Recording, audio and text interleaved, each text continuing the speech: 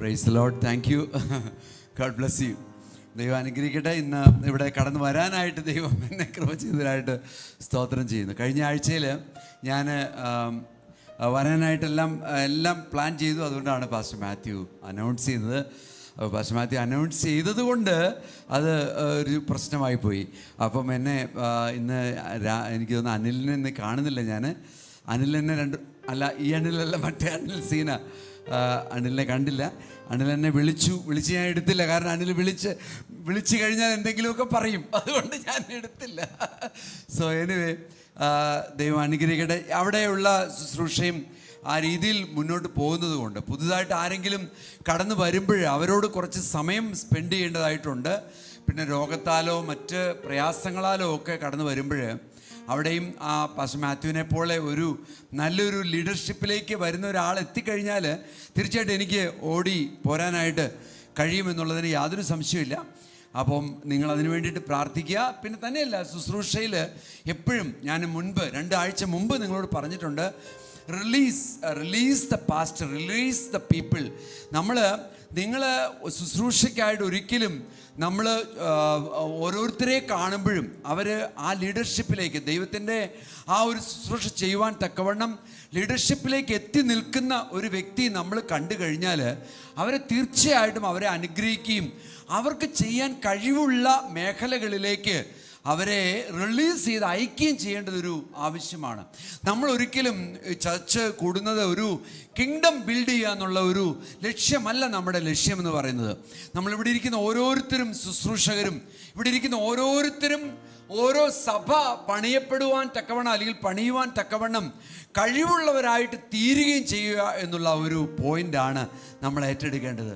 അല്ലാതെ നമ്മൾ പാസ്റ്റർമാർ പറയുന്നു, അത് കേൾക്കുന്നു അതിങ്ങനെ എല്ലാ ആഴ്ചയിലും ഇങ്ങനെ കേട്ട് പോകുന്നു എന്നുള്ള ആ ഒരു സിറ്റുവേഷൻ നമുക്ക് മാറ്റിയെടുക്കണം. അതല്ല നമ്മളെ ശുശ്രൂഷയ്ക്കായിട്ട് ദൈവം നമ്മളെ വിളിച്ചിരിക്കുന്നത്. അതുകൊണ്ട് വളരെ ഇമ്പോർട്ടൻ്റ് ആണ്.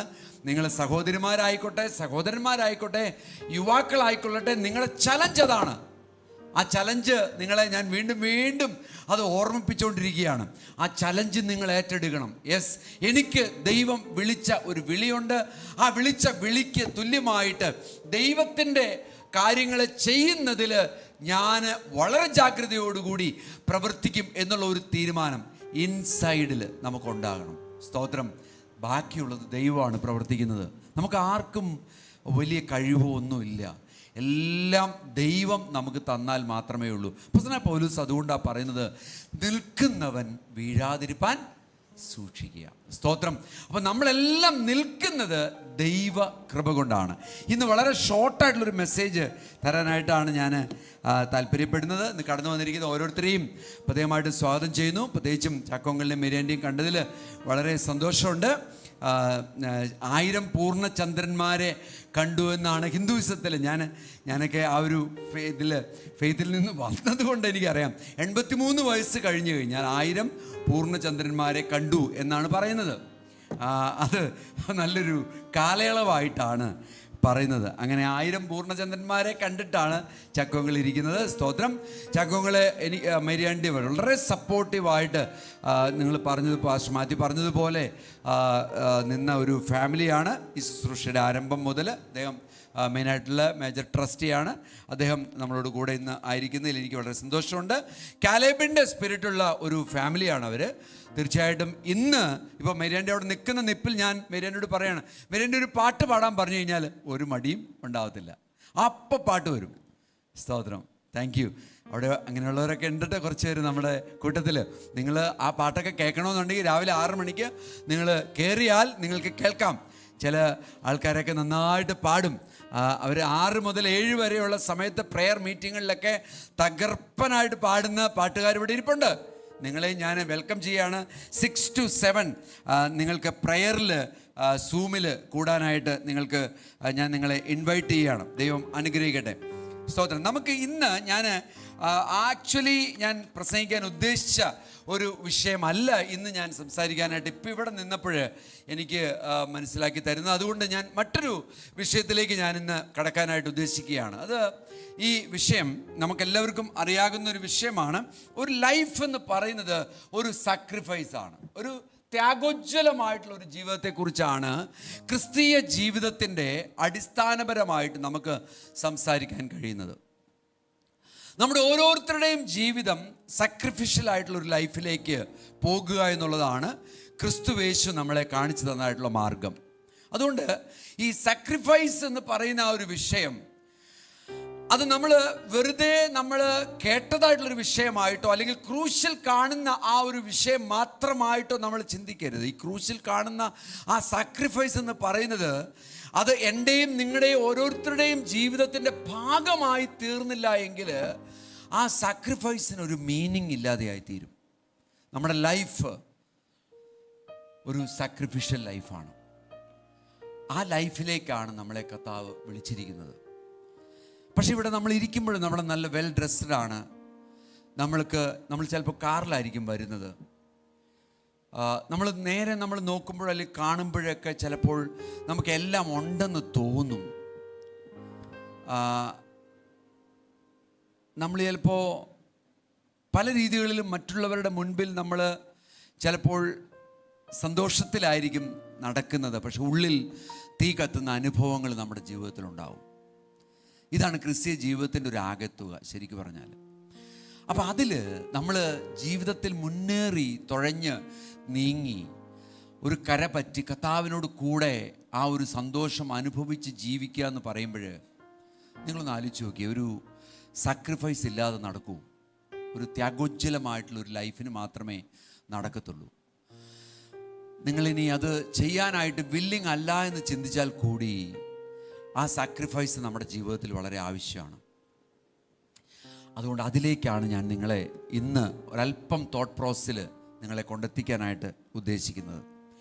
അതിന് മുമ്പായിട്ട് നമ്മൾ ബൈബിളിൽ കാണുന്ന കുറച്ച് സാക്രിഫൈസുകളെ കുറിച്ച് നമുക്ക് നോക്കാം. ഒന്നാമത്തെ സാക്രിഫൈസ് ഞാൻ പെട്ടെന്ന് എടുക്കുന്ന സബ്ജക്റ്റ് ആയതുകൊണ്ട്, കയീൻ എന്ന് പറയുന്ന വ്യക്തി, അദ്ദേഹത്തെക്കുറിച്ച് നിങ്ങൾ കേട്ടിട്ടുണ്ട്. ആദാം ഔവ്വ, ആദ്യത്തെ ദൈവത്തിൻ്റെ മക്കള്, അവരിലൂടെ ഉണ്ടായതായിട്ടുള്ള 2 മക്കള്, അതാണ് ആബേലും കയീനും. ഈ കയീന് സാക്രിഫൈസ് ചെയ്തു, ദൈവത്തിന് വേണ്ടി സാക്രിഫൈസ് ചെയ്തു, ദൈവത്തിന് വേണ്ടി സാക്രിഫൈസ് കൊണ്ടുവന്നു. പക്ഷേ ദൈവത്തിൻ്റെ വചനം, എബ്രായർക്ക് എഴുതിയ ലേഖനം അതിൻ്റെ 11:4 ഉൽപ്പത്തി പുസ്തകം 4:3 നമ്മൾ വായിക്കുമ്പോൾ നമ്മൾ കാണുന്നത്, ദൈവം ആ ഒരു സാക്രിഫൈസിൽ അല്ലെങ്കിൽ ആ ഒരു യാഗത്തിൽ ദൈവം സന്തോഷിച്ചില്ല എന്ന് നമ്മൾ വായിക്കുന്നുണ്ട്. ഹാബേലും കൊണ്ടുവന്നു. ഹാബേലിൻ്റെ സാക്രിഫൈസ് അത് വളരെ സന്തോഷത്തോടു കൂടി ദൈവം സ്വീകരിച്ചു എന്ന് നമ്മൾ കാണുന്നുണ്ട്. നമ്മൾ പലപ്പോഴും തെറ്റിദ്ധാരണ ഉണ്ടാകുന്ന ഒരു മേഖലയാണ് ഈ സാക്രിഫൈസ് അല്ലെങ്കിൽ യാഗം എന്നതുകൊണ്ട് ചില ഭാഗങ്ങൾ നമ്മൾ ചിന്തിക്കുമ്പോൾ നമ്മൾ കാണുന്നത്. ഈ ഒബ്ജക്റ്റിനൊരു സ്ഥാനം അവിടെ നമുക്ക് കൊടുക്കാൻ പറ്റില്ല. ആബേല് ആട്ടിൻകുട്ടിയെ കൊണ്ടുവന്നു, യാഗം കഴിച്ചു, അതുകൊണ്ട് ദൈവത്തിന് ആ യാഗത്തിൽ ഇഷ്ടപ്പെട്ടു എന്ന് പറയുന്നവർ പലരുണ്ട്. കയീന് വേറെ എന്തെയോ കണ്ടുന്നത് അല്ലേ? ദൈവം നേരത്തെ പറഞ്ഞിട്ടുണ്ട് ഈ കാര്യങ്ങൾ, ആട്ടിൻകുട്ടിയാണ് ഏറ്റവും നല്ല യാഗം എന്നതുകൊണ്ട് ആബേൽ അത് മനസ്സിലാക്കി അതനുസരിച്ച് ചെയ്തത് കൊണ്ടാണ് ആബേലിൻ്റെ യാഗത്തെ ദൈവം അനുഗ്രഹിച്ചതും കയീൻ്റെ യാഗത്തെ ദൈവം അനുഗ്രഹിക്കാതിരുന്നതും എന്ന് ചിന്തിക്കുന്നുണ്ടെങ്കിൽ ഞാൻ ഇന്ന് നിങ്ങളുടെ ചിന്തയ്ക്ക് ഒരല്പം ഭേദമൊന്ന് വരുത്താനായിട്ട് ഞാൻ ചിന്തിക്കുകയാണ്. ദൈവത്തിൻ്റെ വചനം ഇങ്ങനെ പറയുന്നുണ്ട്, യാഗത്തെക്കാളും ഞാൻ അനുസരണത്തിലാണ് കൂടുതൽ താല്പര്യം കാണിക്കുന്നത്. എന്ത് ചിന്തിക്കുന്നു? യാഗത്തെക്കാളും ദൈവത്തിന് ആവശ്യം അനുസരണമാണ്.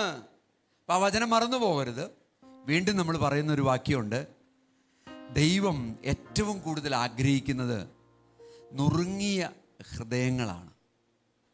വേദന നിറഞ്ഞ ഹൃദയമാണ് ദൈവം ആഗ്രഹിക്കുന്നത്.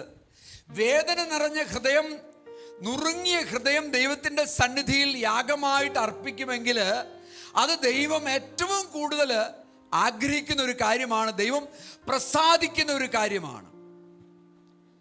ഗിരിപ്രഭാഷണത്തിൽ കർത്താവായിട്ടുള്ള യേശു പറയുന്നുണ്ട്, നിങ്ങളുടെ ഹൃദയം ദാരിദ്ര്യമുള്ളതാണെങ്കിൽ, ആത്മാവിൽ ദരിദ്രരായിട്ടുള്ളവർ ഭാഗ്യവാന്മാർ എന്നാ പറഞ്ഞിരിക്കുന്നത്. അപ്പോൾ ദാരിദ്ര്യം അനുഭവിക്കുന്നവര്, സാമ്പത്തികമായിട്ടുള്ള ദാരിദ്ര്യം എന്നതിനേക്കാളും ഉപരിയായിട്ട് അവിടെ പറയുന്നത് ആത്മീകമായിട്ടുള്ള ദാരിദ്ര്യം, അല്ലെങ്കിൽ ദൈവത്തെ കാണുവാൻ, ശരിയായ ദൈവത്തെ അനുസരിക്കുവാൻ, ശരിയായ ദൈവത്തെ ആഗ്രഹിക്കുവാൻ, ശരിയായ ദൈവത്തെ അന്വേഷിക്കുവാൻ താല്പര്യം കാണിക്കുന്ന ഒരു ഹൃദയത്തെ ദൈവം വളരെ അധികം ആഗ്രഹിക്കുന്നു. കയീന്റെ യാഗം സത്യത്തിൽ ഒരു ഡ്യൂട്ടി ആയിട്ടാണ് അവൻ കർത്താവിൻ്റെ സന്നിധിയിൽ വച്ചത്. അതൊരു ഡ്യൂട്ടി ആയിട്ട്, അതൊരു നിവർത്തിക്കാനുള്ള ഒരു കാര്യമായിട്ടാണ് കർത്താവിൻ്റെ സന്നിധിയിൽ അവൻ കൊണ്ടുവന്നത്. കർത്താവിന് മനസ്സിലായി, കർത്താവിന് ബോധ്യമായി. അതുകൊണ്ട് കർത്താവ് അവൻ്റെ യാഗത്തിൽ പ്രസാദിച്ചില്ല. ആബേല പ്രകാരമല്ല. ഹൃദയവുമായി ബന്ധപ്പെട്ടിട്ടുള്ള കാര്യങ്ങളാണ് കർത്താവിനെ സംബന്ധിച്ചിടത്തോളം ഏറ്റവും പ്രാധാന്യമുള്ളത്. കയീന്റെ ഹൃദയം എങ്ങനെയുള്ളതായിരുന്നു എന്നുള്ളത് പിന്നീട് നമ്മൾ വായിക്കുമ്പോൾ നമുക്ക് മനസ്സിലാകുന്നുണ്ട്. ആദ്യം നമുക്ക് മനസ്സിലാകത്തില്ല. പിന്നീടാണ് നമുക്ക് മനസ്സിലായത് കയീന്റെ ഹൃദയം ദുഷ്ടത നിറഞ്ഞ ഹൃദയമാണ്. ഈ ദുഷ്ടത നിറഞ്ഞ ഹൃദയത്തിൽ നിന്ന് ഒരു മാറ്റവും വരാതെയാണ് അവനൊരു യാഗവുമായിട്ട് ദൈവത്തിൻ്റെ സന്നിധിയിൽ എത്തിയതെങ്കിൽ ദൈവത്തിന് പ്രസാദിക്കാൻ കഴിയില്ല. യാതൊരു സംശയവും അതിന് വേണ്ട. ഹൃദയമാണ് ഇമ്പോർട്ടൻ്റ്. നമ്മുടെ ആറ്റിറ്റ്യൂഡ്, നമ്മുടെ മനോഭാവമാണ് ദൈവത്തിന് ഏറ്റവും ആവശ്യം. രണ്ടാമത് ഒരു യാഗത്തെക്കുറിച്ച് നമ്മൾ കാണുന്നുണ്ട്. യാഗം എന്ന് പറഞ്ഞാൽ നിങ്ങൾ ചിന്തിച്ചോണം, യാഗവസ്തുവുമായിട്ട് യാഗം കഴിക്കുന്നതിനെ മാത്രമല്ല ഞാൻ യാഗമായിട്ട് ഇവിടെ എടുത്തിരിക്കുന്നത്. ഏതൊരു പ്രവൃത്തിയും ദൈവസന്നിധിയിൽ ചെയ്യുന്നത് യാഗമായിട്ട് നമ്മൾക്ക് കാണണം. നമ്മൾ ഇവിടെ നിന്ന് ആരാധിക്കുന്നുണ്ടെങ്കിൽ സ്തോത്രയാഗമാണത്. നമ്മൾ പാട്ട് പാടുന്നുണ്ടെങ്കിൽ അതൊരു യാഗമാണ് കർത്താവിൻ്റെ സന്നിധിയിൽ, സാക്രിഫൈസാണ്.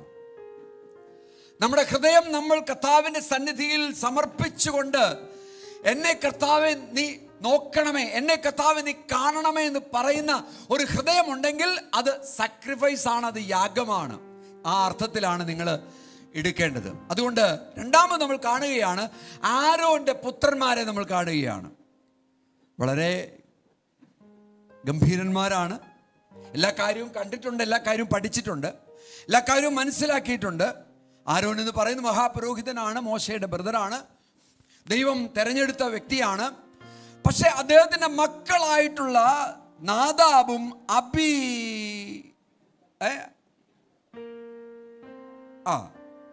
അബീഹു അല്ലേ, അബീഹു അല്ലേ,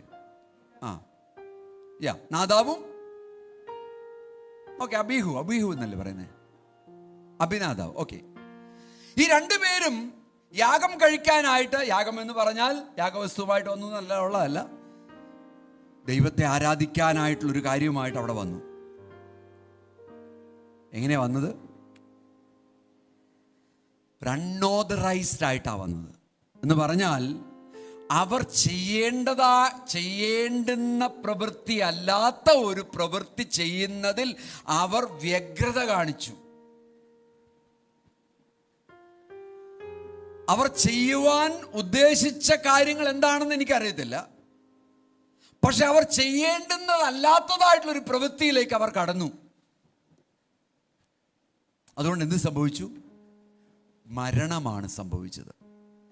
ദൈവത്തിൻ്റെ സന്നിധിയിൽ നമുക്ക് ചെയ്യാൻ പറ്റുന്ന കാര്യങ്ങളല്ലാതെ, ദൈവത്തിൻ്റെ സന്നിധിയിൽ നമ്മൾ അടുത്ത് ചെല്ലുമ്പോൾ ദൈവം ഉദ്ദേശിക്കുന്നതും ദൈവം ആഗ്രഹിക്കുന്നതും ദൈവത്തിന് പ്രസാദകരവും അല്ലാത്ത കാര്യമാണ് നമ്മൾ ചെയ്യുന്നതെന്നുണ്ടെങ്കിൽ മരണമാണ് നമ്മൾക്ക് സംഭവിക്കുന്നത്. ഫിസിക്കലായിട്ടുള്ളൊരു ഡെത്ത് ആയിരിക്കണമെന്നില്ല, ഒരു ആത്മീകമായൊരു മരണത്തിലേക്ക് നമ്മൾ കടന്നു പോയേക്കാം. ഇവിടെ ഒരു ഫിസിക്കലായിട്ടുള്ളൊരു ഡെത്താണ് നമ്മൾ കാണുന്നത്. വേർപെടുത്തപ്പെട്ട ഒരു അനുഭവമാണ് നമ്മൾ കാണുന്നത്. ആലോചിച്ച് നോക്കണം, നമ്മുടെ ജീവിതത്തിൽ നമ്മൾ ഈ ലോകത്തിൽ ആയിരിക്കുമ്പോൾ ഈ ലോകത്തിൻ്റെതായിട്ടുള്ള മാർഗങ്ങളിലൂടെ കടന്നു പോയിക്കൊണ്ടിരിക്കുമ്പോൾ, നമ്മൾ ദൈവഹിതത്തിനനുസരിച്ചല്ലാതെയുള്ള ജീവിത ശൈലിയിൽ നമ്മൾ നടക്കുമ്പോൾ, നമ്മൾ ദൈവത്തിന് വേണ്ടി ചില കാര്യങ്ങളെ പ്രവർത്തിക്കാനായിട്ട് തുനിയുമ്പോൾ, നമ്മൾ ശ്രദ്ധിക്കേണ്ടുന്ന ഒരു പ്രധാനപ്പെട്ട കാര്യം ദൈവവുമായിട്ട് നിരപ്പാകുക എന്നുള്ളതാണ്. ദൈവവുമായിട്ട് നിരപ്പാകാതെ നമ്മൾക്കൊരിക്കലും ദൈവത്തിൻ്റെ ശുശ്രൂഷയിലേക്ക് നമുക്ക് കടക്കാനായിട്ട് കഴിയില്ല. അങ്ങനെ ശുശ്രൂഷ ചെയ്യുന്നുണ്ടെങ്കിൽ അത് ഒരു ആരാധനയല്ല, ഒരു യാഗമല്ല. മൂന്നാമത് നമ്മൾ കാണുന്ന ഒരു യാഗം കോരഹ്, ദാഥാൻ, മോശയോട് എതിർത്ത് നിൽക്കുന്നതായിട്ടുള്ള വ്യക്തികൾ. ഇവർ ഒരുപാട് കാര്യങ്ങൾ മോശയ്ക്ക് വേണ്ടി ചെയ്തിട്ടുണ്ട്. ശുശ്രൂഷയിൽ വളരെ മിന്നി നിൽക്കുക, ശുശ്രൂഷയിൽ ഒരുപാട് കാര്യങ്ങൾ ചെയ്യുന്നുണ്ട് ഇവർ. പക്ഷേ അവര് ദൈവം ഏൽപ്പിച്ച ആ ലീഡർഷിപ്പിനെ താഴ്ത്തിക്കെട്ടുവാനായിട്ട് ശ്രമിച്ച ഒരു അവസരം അവരുടെ ജീവിതത്തിലുണ്ടായി. എന്നിട്ടും അവർ ശുശ്രൂഷയിൽ മുന്നോട്ട് പോയിക്കൊണ്ടിരിക്കുക. ചെയ്യുന്ന യാഗമാണ്, ചെയ്യുന്നതിൽ ദൈവത്തിൻ്റെ ശുശ്രൂഷയാണ്, ചെയ്യുന്നത് ദൈവത്തിന് വേണ്ടിയിട്ടാണ്, മിനിസ്ട്രിയാണ്. ഇതെല്ലാം നടക്കുന്നുണ്ട് കാര്യങ്ങൾ. ദൈവത്തിന് ഇഷ്ടപ്പെട്ടില്ല. റിബല്യസ് ആയിട്ടുള്ള നമ്മുടെ ഹൃദയം ദൈവത്തോട് അനുസരണ കാണിക്കാനോ ദൈവത്തിൻ്റെ സ്നേഹത്തോട് പ്രതികരിക്കാനോ ദൈവം ചെയ്യുന്ന പ്രവൃത്തികളെ മാനിക്കാനോ ഒന്നും ശ്രമിക്കാത്തതായിട്ടുള്ള വ്യക്തിത്വങ്ങൾ ശുശ്രൂഷ ജീവിതങ്ങളിലേക്ക് പ്രവേശിക്കുമ്പോൾ, അത് ഏത് തരത്തിലുള്ള വ്യക്തിയാണെങ്കിലും അവിടെ അപകടങ്ങളുണ്ട്. ആ യാഗത്തെ ദൈവം മാനിക്കുന്നില്ല. നമ്മുടെ ഇൻഡിവിജ്വലായിട്ടുള്ള വ്യക്തിപരമായിട്ടുള്ള ജീവിതത്തിലേക്ക് ഒരു എത്തിനോട്ടം നമ്മൾ നോക്കണം. നമ്മളെങ്ങനെയാണ് നമ്മുടെ ജീവിതത്തെ കാണുന്നത്? ദൈവത്തിൻ്റെ വചനത്തിനും ദൈവസ്നേഹത്തിനും ദൈവകൃപയ്ക്കുമൊക്കെ നമ്മൾ പ്രാധാന്യം കൊടുക്കുന്നവരാണോ? അങ്ങനെയാണെങ്കിൽ കുഴപ്പമില്ല, അല്ലെങ്കിൽ പ്രയാസമുണ്ട്. നമ്മൾ ചിന്തിക്കണം അത്. വീണ്ടും നമ്മൾ ഉസ്യാവിനെ കാണുന്നുണ്ട്. ക്രോണിക്കിള്, ദിനവൃത്താന്തം, 1 ദിനവൃത്താന്തം 26-ാമത് അധ്യായം അതിൻ്റെ 16 മുതൽ 21 വരെയുള്ള വാക്യത്തിൽ അവിടെ ഒരു സംഭവമുണ്ട്. ഉസ്സയ എന്ന് പറയുന്ന രാജാവാണ്. ഈ രാജാവിന് രാജാവിൻ്റെതായിട്ടുള്ള ജോലിയുണ്ട്. നമുക്ക് ഓരോരുത്തർക്കും ദൈവം ഏൽപ്പിച്ച ഒരു ജോലിയുണ്ട്, ഒരു റെസ്പോൺസിബിലിറ്റി ഉണ്ട്, ഒരു ഉത്തരവാദിത്വമുണ്ട്. ആ ഉത്തരവാദിത്വത്തിൽ നമ്മൾ ആത്മാർത്ഥതയും ഫെയ്ത്ത്ഫുൾനെസ്സും വിശ്വസ്തതയും പുലർത്തേണ്ടുന്നവരാണ്. എന്നാൽ അതില്ലാതെ നമ്മൾ ചെയ്യുമ്പോൾ എന്ത് സംഭവിക്കും? എനിക്ക് തോന്നുന്നു 2 ക്രോണിക്കിൾസ് ആയിരിക്കും ചിലപ്പോൾ കേട്ടോ. അത് നോക്കിയാൽ മതി, ആ ഉസ്യാവിൻ്റെ സബ്ജക്റ്റ് നോക്കിയാൽ മതി. എടുക്കണമെന്നില്ല. ആ റെസ്പോൺസിബിലിറ്റി വിട്ടിട്ട് മറ്റൊരു റെസ്പോൺസിബിലിറ്റി, ഉത്തരവാദിത്വത്തിലേക്ക് നമ്മൾ തിരിയുമ്പോൾ നമ്മൾ ശ്രദ്ധിക്കണം. ദൈവത്തിന് അത് താല്പര്യമുള്ള കാര്യമല്ല. ഉസ്സയാവ് എന്ത് ചെയ്തു? ഉസ്സയാവ് താൻ രാജാവാണ്, രാജാവിന് രാജാവിൻ്റെതായിട്ടുള്ള ഉത്തരവാദിത്വങ്ങളുണ്ട്. എന്നാൽ ലേവ്യർ ചെയ്യേണ്ടുന്ന ഉത്തരവാദിത്വത്തെ ഉസ്സയാവ് ഏറ്റെടുക്കാൻ നോക്കി. അപ്പൊ എന്ത് സംഭവിച്ചു? ദൈവം വെറുക്കുന്ന, അന്നത്തെ ജനസമൂഹം വെറുക്കുന്ന ഏറ്റവും വലിയ അസുഖമായിട്ടുള്ള കുഷ്ഠം അവനെ പിടിപെട്ടു. നമ്മൾ യെശയ്യാവിൻ്റെ പുസ്തകം 6-ാമത് അധ്യായത്തിൽ ഉസ്സയാവിനെ കുറിച്ച് വായിക്കുമ്പോൾ യെശയ്യാവ് സങ്കടപ്പെടുന്ന ഒരു ഭാഗമുണ്ട്. ഉസ്സയാവിന് എന്ത് സംഭവിച്ചു? നല്ലൊരു രാജാവായിരുന്നു, ദൈവത്തെ ഭയപ്പെട്ട ഒരു രാജാവായിരുന്നു, ദൈവസ്നേഹമുള്ള രാജാവായിരുന്നു. പക്ഷെ എന്ത് സംഭവിച്ചു? വിട്ടുപോയി. റെസ്പോൺസിബിലിറ്റിയിൽ നിന്ന് തൻ്റെ ഓവർ കോൺഫിഡൻസ് ആയിരിക്കാം. പഴയ നിയമ കാലഘട്ടത്തിൽ ദൈവം വളരെ വളരെ നിഷ്കർഷയോടുകൂടി പെരുമാറിയ ഒരു ദൈവമാണ്. അതിൻ്റെതായിട്ടുള്ള കാരണങ്ങളുണ്ട്. അത് നമ്മളിപ്പോൾ അതിനെക്കുറിച്ച് വിശദീകരിക്കേണ്ട കാര്യമില്ല. പുതിയ നിയമ കാലഘട്ടത്തിലേക്ക് വരുമ്പോൾ ദൈവം നമുക്ക് സ്വാതന്ത്ര്യം തന്നിട്ടുണ്ട്. പക്ഷേ ആ സ്വാതന്ത്ര്യവും പഴയ നിയമ കാലഘട്ടത്തിലെ നിയമങ്ങൾക്കും പഴയ നിയമ കാലഘട്ടത്തിലെ ദൈവത്തിൻ്റെ സ്വഭാവത്തിനും വ്യത്യാസമില്ലാത്ത നിയമങ്ങളാണ്, യാതൊരു സംശയവും വേണ്ട അതിന്. ഫെയ്ത്ത്ഫുൾനെസ്, വിശ്വസ്തത, റെസ്പോൺസിബിലിറ്റി, ഉത്തരവാദിത്വം, ഇതിൽ നിന്നൊന്നും വിട്ടു നിൽക്കുവാനായിട്ട് ദൈവമക്കളെ ആരും ആഗ്രഹിക്കുന്നില്ല, ദൈവം ആഗ്രഹിക്കുന്നില്ല. ഉസ്സയാവിൻ്റെ യാഗത്തെയും ദൈവം വെറുത്തു, ദൈവത്തിന് ഇഷ്ടപ്പെട്ടില്ല. വീണ്ടും നമ്മൾ മറ്റൊരു യാഗം കാണുന്നുണ്ട്. യാഗം എന്ന് പറയുമ്പോൾ നിങ്ങൾ ശ്രദ്ധിച്ചോണം, ഞാൻ മുമ്പേ പറഞ്ഞു, യാഗവസ്തുവുമായിട്ട് വരുന്നതിനെ കുറിച്ചല്ല ഞാൻ പറയുന്നത്. ദൈവസന്നിധിയിൽ ചെയ്യുന്ന ഏതൊരു പ്രവൃത്തിയും സാക്രിഫൈസ് ആയിട്ട് എടുക്കണം നിങ്ങൾ. മറ്റൊരു ഫാമിലി അനന്യാസും സഫീറയുമാണ്. പുതിയ നിയമ കാലഘട്ടത്തിലേക്ക് വരുമ്പോൾ വളരെ നല്ല മനുഷ്യരാണ്. അനന്യാസും സഫീറയെ കുറിച്ച് നമ്മൾ പഠിക്കുമ്പോൾ നമുക്ക് മനസ്സിലാക്കാൻ പറ്റുന്നത്, പുതിയ നിയമ കാലഘട്ടത്തിൽ അല്ലെങ്കിൽ 1-ാം നൂറ്റാണ്ടിൽ ഏറ്റവും കൂടുതൽ ഗിവിങ് അല്ലെങ്കിൽ കൊടുക്കാൻ വേണ്ടി താല്പര്യം കാണിച്ച ഒരു കുടുംബമാണ് അവർ. നന്നായിട്ട് കൊടുക്കണം എന്നുള്ള ഒരു തീരുമാനമെടുത്ത വ്യക്തിയാണ്, ഒരു കുടുംബമാണ്. പക്ഷെ എന്ത് സംഭവിച്ചു? അവർ കൊടുത്തു, പക്ഷേ അവർ ചിലത് ഹൈഡ് ചെയ്തു. പത്രോസ് അപ്പോസ്തലൻ്റെ മുൻപിൽ വന്നിട്ട് അവർക്ക് ഇങ്ങനെ പറയാമായിരുന്നു, വേണമെങ്കിൽ ഞങ്ങൾ കുറച്ച് ഭാഗം ഞങ്ങളുടെ പേഴ്സണലായിട്ടുള്ള ചില കാര്യങ്ങൾക്കായിട്ട് ഞങ്ങൾ മാറ്റി വച്ചിട്ടുണ്ട്, ബാക്കിയുള്ളതെല്ലാം ഞങ്ങൾ സഭയുടെ മുമ്പിൽ സമർപ്പിക്കുന്നു എന്ന് പറഞ്ഞാൽ ഒരിക്കലും അവിടെ ഒരു പ്രശ്നം വരുന്നില്ല. പരിശുദ്ധാത്മാവ് ഒരിക്കലും അതിനെ എതിർക്കുന്നില്ല. എന്നാൽ അവർ പറഞ്ഞത് അപ്രകാരമായിരുന്നില്ല. ഒരു ഹൈഡിങ് ഉണ്ട്, ഒരു ഓപ്പൺനെസ് ഇല്ലായ്മയുണ്ട്, ഒരു തുറന്ന മനസ്സില്ലായ്മയുണ്ട്. അതുകൊണ്ട് ദൈവസന്നിധിയിലേക്ക് കടന്നു വരുമ്പോൾ തുറന്ന മനസ്സും ഓപ്പൺനെസ്സും ഇല്ലാത്ത ഒരു ഹൃദയമാണെങ്കിൽ ആ സാക്രിഫൈസ് ദൈവത്തിന് ഇഷ്ടമുള്ള കാര്യമല്ല. ഹല്ലേലൂയ.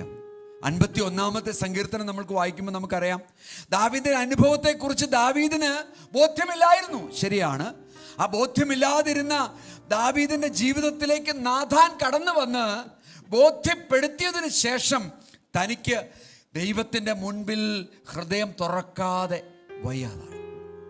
അവൻ ഹൃദയം തുറന്നു പൂർണ്ണമായിട്ടും. നമ്മുടെയൊക്കെ ജീവിതത്തിൽ ഇന്ന് നാഥാൻ പ്രവാചകന് പകരം നിൽക്കുന്നത് ആരാണ്? ദൈവത്തിൻ്റെ വചനമാണ്. അല്ലെങ്കിൽ ദൈവത്തിൻ്റെ വചനം പ്രസംഗ രൂപേണയോ TV മുഖാന്തരമോ അല്ലെങ്കിൽ നമ്മുടെ വായനയിലൂടെ ഒക്കെ നമ്മുടെ ജീവിതത്തിലേക്ക് കടന്നു വരുന്നതാണ് ഒരു നാഥാൻ പ്രവാചകന്റെ സ്ഥാനത്ത് നിൽക്കുന്ന കാര്യം. ഞാൻ ചോദിക്കട്ടെ, നമ്മുടെ ജീവിതത്തിൽ അപ്രകാരം ഒരു കാര്യം കടന്നു വരുമ്പോൾ നമ്മൾ തുറന്ന ഹൃദയത്തോടു കൂടി ദൈവത്തിൻ്റെ സന്നിധിയിൽ ചെന്ന് നിന്നിട്ട്, കർത്താവേ എനിക്ക് തെറ്റ് പറ്റിയിട്ടുണ്ട്, ഈ വചനപ്രകാരം ഞാൻ അല്പം കൂടി മാറ്റം വരേണ്ടതുണ്ട്, എൻ്റെ ജീവിതത്തിൽ ചില മാറ്റങ്ങൾ ഞാൻ വരുത്തേണ്ടതുണ്ട് എന്ന് ചിന്തിക്കുന്നവർക്കായിട്ട് ഞാൻ സ്തോത്രം ചെയ്യുന്നു. Hallelujah, praise the Lord. ഞാൻ എവിടെയാണോ പ്രസംഗിച്ചത്, എവിടെയാണ് പ്രസംഗിച്ചതെന്ന് എനിക്ക് ഓർമ്മയില്ല. അവസാനമായിട്ട് നിങ്ങളുടെ ജീവിതത്തിൽ ഒരു കൺവിക്ഷൻ ഉണ്ടായത് എന്നാണ് എന്ന് ഞാൻ ചോദിച്ചിട്ടുണ്ടായിരുന്നു. അതെവിടെയാണോ എനിക്കറിയത്തില്ല. ഇവിടെയാണോ മോളെ? യെസ്, കൺവിക്ഷൻ ഉണ്ടായത് നിങ്ങളുടെ ജീവിതത്തിൽ വചനം കേട്ടിട്ട്, കർത്താവേ ഞാൻ പാപം ചെയ്യുന്നുണ്ട്, എനിക്കൊരു മാറ്റം വരണം എന്ന് പറഞ്ഞ് കർത്താവിൻ്റെ സന്നിധിയിൽ മുട്ടുമടക്കിയവർ എത്ര പേരുണ്ട്? ഞാൻ കൈ പൊക്കാനായിട്ട് പറയുന്നില്ല, ഡോണ്ട്, ഞാനതിനെ നിങ്ങളെ ബുദ്ധിമുട്ടിലാക്കുന്നില്ല. ഹൃദയത്തിൽ കൈവച്ചാൽ മതി. ഞാൻ ക്വയറ്റ് ടൈം, ശാന്ത നിമിഷങ്ങളിലൂടെ കടന്നു പോയപ്പോൾ, ദൈവവചനം ഞാൻ വായിച്ചപ്പോൾ എന്നോട് ഈ വചനം സംസാരിച്ചു, ഈ വചനത്തിനനുസരിച്ചല്ല ഞാനിപ്പോൾ മുന്നോട്ട് പോയിക്കൊണ്ടിരിക്കുന്നത് എന്ന് ബോധ്യമായിട്ട് കർത്താവിൻ്റെ മുമ്പിൽ മുട്ടുമടക്കി കരഞ്ഞ് പ്രാർത്ഥിച്ചവർ എത്ര പേരുണ്ട്? വളരെ ഇമ്പോർട്ടൻ്റ് ആണ് അന്ന, താങ്ക് യു. ഹല്ലേലൂയ, വളരെ ഇമ്പോർട്ടൻ്റ് ആണ് പ്രിയമുള്ളവരെ. അതാ ഈ വിഷയം. ഹല്ലേലൂയ. സാക്രിഫൈസ്, യാഗം തുറന്ന ഹൃദയത്തോടു കൂടിയായിരിക്കണം നമ്മൾ ചെയ്യേണ്ടത്. വളരെ ട്രാൻസ്പാരൻ്റ് ആയിട്ട് എൻ്റെയും നിങ്ങളുടെയും ജീവിതത്തെ തുറന്ന പുസ്തകം എന്നൊക്കെ പറയും, തുറന്ന പുസ്തകം പോലെ കർത്താവിൻ്റെ മുൻപിൽ നമ്മൾ വയ്ക്കുമ്പോഴാണ് ദൈവത്തിന് നമ്മളിൽ പ്രസാദിക്കാനായിട്ട് കഴിയുള്ളൂ.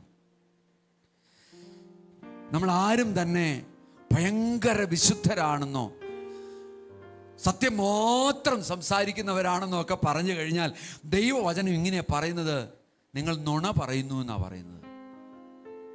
ശരിയാണോ? ഞാൻ വചനം തന്നെയല്ലേ പറയുന്നത്? Praise God. 1 യോഹന്നാനിൽ ഹല്ലേലൂയ. നിങ്ങൾ ആരെങ്കിലും ആ രീതിയിലാണ് പറയുന്നതെന്നുണ്ടെങ്കിൽ, ഞാൻ ഒരു നുണയും പറയാറില്ല, ഒരു പാപവും ഞാൻ ചെയ്തിട്ടില്ല എന്നാണ് പറയുന്നതെന്നുണ്ടെങ്കിൽ നിങ്ങൾ നുണ പറയുന്നു. അതുകൊണ്ട് തത്സമയത്തെ കൃപയ്ക്കായി കൃപാസനത്തിൻ്റെ അടുത്തേക്ക് ഓടിച്ചെല്ലണം. അവൻ്റെ രക്തം സകല പാപവും പോക്കി മോചിപ്പിക്കുവാൻ മതിയായതാണ്. ഒരു കോൺഫിഡൻസിൻ്റെ വചനങ്ങളാണ് ദൈവം നമുക്ക് തരുന്നത്. പ്രിയമുള്ളവരെ, യാഗങ്ങള്, പ്രാർത്ഥനകള്, ദൈവത്തിൻ്റെ സന്നിധിയിൽ നമ്മൾ ഇരിക്കുന്ന അവസ്ഥകൾ, ഇതെല്ലാം ഇന്ന് പകൽക്കാലം നമ്മളൊന്ന് മുന്നോട്ട് കൊണ്ടുവരിക. എൻ്റെ ജീവിതത്തെ ഒന്ന് തുറന്ന് കാണിക്കാനായിട്ട്. സ്തോത്രം. നമ്മുടെ ഓരോരുത്തരുടെയും ജീവിതത്തെ കർത്താവിൻ്റെ മുമ്പിൽ തുറന്ന് കാണിക്കാനായിട്ട്. A life of sacrifice. എൻ്റെ ജീവിതം, നമ്മുടെ ഓരോരുത്തരുടെയും ക്രിസ്തീയ ജീവിതം എന്ന് പറയുന്നത് ഒരു സാക്രിഫിഷ്യൽ ലൈഫിലേക്ക് നമ്മൾ കൊണ്ടുവരണം. അവിടെയാണ് മീനിങ് ഉള്ളൂ, അവിടെയുള്ളൂ അർത്ഥം എന്ന് പറയുന്നത്. ഈ സറണ്ടറിങ് എന്ന് പറയുന്നത് എൻ്റെ ഹൃദയമാണ്, എൻ്റെ മനസ്സാണ്, എൻ്റെ എൻ്റെ സ്വേച്ഛയാണ് ഞാൻ എൻ്റെ കർത്താവിൻ്റെ മുമ്പിൽ പൂർണ്ണമായിട്ട് സമർപ്പിക്കുന്നത്, യാഗമായിട്ട് സമർപ്പിക്കുന്നത്. എന്താണ് ഗുണമെന്ന് പറയുന്നത്? എന്താണ് റിട്ടേൺ നമ്മുടെ ജീവിതത്തിലേക്ക് കർത്താവ് തരാനായിട്ട് ഉദ്ദേശിക്കുന്നത്? അബൻഡന്റ് ജോയ്. വളരെ ധാരാളമായിട്ടുള്ള സന്തോഷമാണ് നമ്മുടെ ജീവിതത്തിലേക്ക് നിറയ്ക്കാനായിട്ട് കർത്താവ് ഉദ്ദേശിക്കുന്നത്. ഹല്ലേലൂയ. തലേ കവിച്ചിട്ടെന്ന് പറഞ്ഞ അബൻഡന്റ് ജോയ്. സ്തോത്രം. അബൻഡന്റ് ജോയ്. സന്തോഷം ഉണ്ടായിരുന്നെങ്കിലൊക്കെ നമ്മൾ ഇരിപ്പ് കണ്ടു കഴിഞ്ഞാൽ നമുക്ക് ഒരു സന്തോഷമില്ലെന്ന് തോന്നുന്നു. ആകെ സങ്കടപ്പെട്ടായിരിക്കുന്ന എല്ലാവരും. അബൻഡന്റ് ജോയ് എപ്പോഴാണ്? നമ്മുടെ ഹൃദയത്തെ, നമ്മുടെ മനസ്സിനെ, നമ്മുടെ സ്വേച്ഛയെ, നമ്മുടെ വില്ലിനെ കർത്താവിൻ്റെ മുമ്പിൽ പൂർണ്ണമായിട്ട് സമർപ്പിക്കുമ്പോഴാണ് ഇത് സംഭവിക്കുന്നത്. അതൊരു സാക്രിഫൈസാണ്, അതൊരു യാഗമാണ്. നിങ്ങൾ ആലോചിച്ച് നോക്കിയേ, അതല്ലേ നമ്മുടെ ക്രിസ്തീയ ജീവിതത്തിൻ്റെ ആകത്തുക. അതുകൊണ്ടാണ് ഞാൻ പറയുന്നത് എ ലൈഫ് ഓഫ് സാക്രിഫൈസ് എന്നാണ് പറയുന്നത്. ശരിക്ക് നമ്മുടെ ജീവിതം എന്ന് പറയുന്നത് ഒരു സാക്രിഫിഷ്യൽ ആയിരിക്കണം എന്നുള്ളത് വളരെ ഇമ്പോർട്ടൻ്റ് ആണ്. ലൂക്കോസിന്റെ സുവിശേഷം 9-ാമത്തെ അധ്യായം അതിൻ്റെ 23-ാമത്തെ വാക്യത്തിൽ കർത്താവ് പറയാണ്, നിങ്ങൾക്ക് എന്നെ പിന്തുടരാനായിട്ട് താല്പര്യം ഉണ്ടെങ്കിൽ എൻ്റെ ശിഷ്യത്വം എനിക്ക് ഓർമ്മയുണ്ടോ? എന്തെന്നാ പറഞ്ഞിരിക്കുന്നത്? നമ്മളെ തന്നെ ത്യജിക്കണം. അല്ല, ഒരുപാട് വാക്യങ്ങളുണ്ട് അതിനകത്ത്. എന്നെടുക്കാവോ? ലൂക്കോസിന്റെ സുവിശേഷം 9-ാമത്തെ അധ്യായം അതിൻ്റെ 23-ാമത്തെ വാക്യം ഒന്ന് വായിച്ചാട്ടെ. ഹല്ലേലൂയ. അടുത്തിരിക്കുന്ന ഒരാൾക്കൊന്ന് കൈ കൊടുത്തിട്ട് ഞാൻ ക്രിസ്തുവിന്റെ ശിഷ്യനാണെന്ന് പറഞ്ഞു. അടുത്തിരിക്കുന്ന ഒരാൾക്ക് യെസ് യെസ് ഞാൻ ക്രിസ്തുവിന്റെ ശിഷ്യനാണ്. റൈറ്റ്. ഞാൻ ക്രിസ്തുവിന്റെ ശിഷ്യനാണ്. റൈറ്റ് ആണല്ലോ? ആണ്. വായിക്കാം നമുക്ക്. എന്താണ്? പിന്നെ അവൻ എല്ലാവരോടും പറഞ്ഞത്, എന്നെ അനുഗമിക്കാൻ ഒരുത്തൻ ഇച്ഛിച്ചാൽ അവൻ തന്നെത്താൻ നിഷേധിച്ച് നാൾതോറും തൻ്റെ ക്രൂശ് എടുത്തും കൊണ്ട് എന്നെ അനുഗമിക്കട്ടെ. എല്ലാവരും കൈ കൊടുത്തല്ലോ അല്ലേ? Praise God. Very good. കൈ കൊടുക്കണം. കോൺഫിഡൻസ് ആണിത്. പ്രശ്നങ്ങളുണ്ട്, പ്രയാസമുണ്ട്, പക്ഷെ നമുക്ക് അതിൽ നിന്നൊക്കെ ഒരു വിടുതലെടുക്കാം. തീർച്ചയായിട്ടും ദൈവം പറയുന്ന ഇതാണ്, എന്നെ അനുഗമിക്കാൻ ഒരുത്തൻ ഇച്ഛിച്ചാൽ അവൻ തന്നെത്താൻ നിഷേധിച്ച്, തന്നെത്താൻ ത്യജിച്ച്, തന്നെത്താൻ തൻ്റെ ആഗ്രഹങ്ങളെ, തന്നെത്താൻ തൻ്റെ ഇച്ഛകളെ, തന്നെത്താൻ തൻ്റെ മനസ്സിൻ്റെ ഡിസയേഴ്സിനെ, അംബീഷൻസിനെ എല്ലാം മാറ്റി വച്ചിട്ട് നാൾതോറും തൻ്റെ ക്രൂശ് എടുത്ത്, നാൾതോറും എവ്രി ഡേ ക്രൂശ് എടുത്ത് എന്നെ അനുഗമിക്കട്ടെ. ഇനി അടുത്ത വാക്യം എന്താ പറയുന്നത്? എന്നിട്ട് പറയുന്നു, ആരെങ്കിലും തൻ്റെ ജീവനെ രക്ഷിപ്പാൻ ഇച്ഛിച്ചാൽ അതിനെ കളയും. സോ ജീവനേക്കാളും ഉപരിയായിട്ട് എന്ന് പറയുമ്പോൾ ദാറ്റ് ഈസ് എ സാക്രിഫൈസ്, യാഗം. മോഹന മനസ്സിലായല്ലോ? മോഹന മനസ്സിലായില്ലേ? റൈറ്റ്.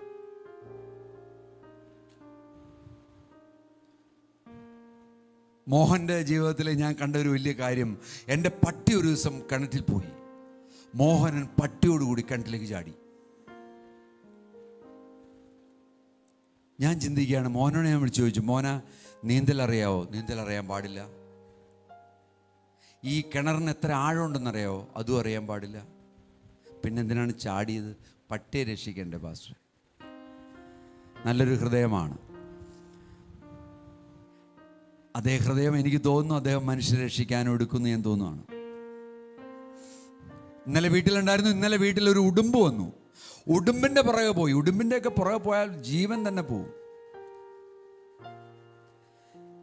മനുഷ്യരെ സ്നേഹിക്കുന്നുണ്ടെങ്കിൽ നമ്മളെ സംബന്ധിച്ചിടത്തോളം അവരെ ക്രിസ്തുവിലേക്ക് നേടുന്നതിൽ എൻ്റെ ജീവനെ കളയുവാൻ ഞാൻ വില്ലിങ് ആണോ? നമ്മൾ തിരുത്താഴം കഴിഞ്ഞായിരുന്നോ പാസ്റ്റർ?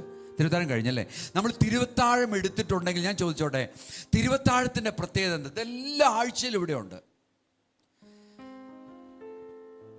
ചില സഭകളിൽ എല്ലാ ആഴ്ചയിലും ഇതില്ല. എന്താന്ന് വെച്ച് കഴിഞ്ഞാൽ ചില ആഴ്ചകളൊക്കെ ഇച്ചിരി ഫ്രീ ആയിട്ട് നടക്കണ്ടേ, അതുകൊണ്ടാണ്. അതിനാണോ നമ്മൾ കർത്താവിനെ തിരഞ്ഞെടുത്തിരിക്കുന്നത്? കർത്താവിനെ തിരഞ്ഞെടുത്തിട്ടുണ്ടെങ്കിൽ ഈ തിരുവത്താഴത്തിന് ഏറ്റവും വലിയ മീനിങ് വേറെ ഒന്നുമല്ല പ്രിയമുള്ളവരെ.